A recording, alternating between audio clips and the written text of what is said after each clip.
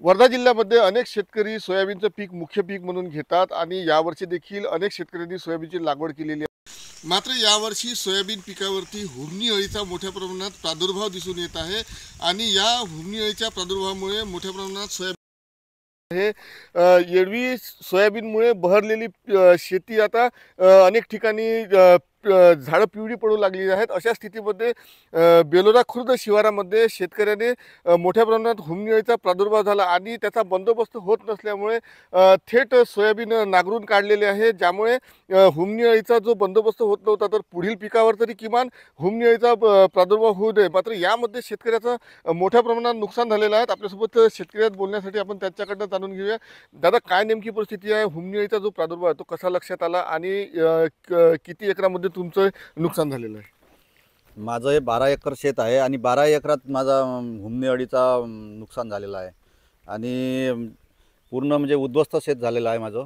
त्यामुळे मला नांगरणीची परिस्थिती आली आहे माझ्या। तुम्हाला हुमणी अळीचा प्रादुर्भाव कधी लक्षात आला आणि किती काय काय उपाययोजना केल्या होत्या?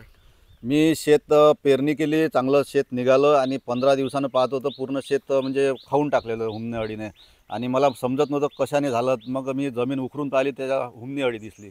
खूप प्रमाणात अळीच तिकडे तिकडे जमिनीमध्ये 4 हुमणी अळी होती। साधारण तुमचं किती खर्च झालेला आहे आणि काय तुमची मागणी आहे?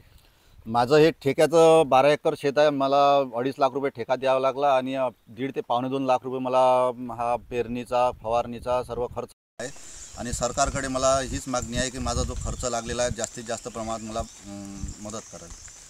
नक्कीच या हुमणी अळीमुळे झालेल्या नुकसानीची भरपाई द्यावी, मदत द्यावी। सोबतच कृषी विभागाने देखील शेतकऱ्यांना मार्गदर्शन करण्याची गरज निर्माण झालेली आहे। महेश मुंजाळ, TVN मराठी, बेलोरा खुर्द, वर्धा।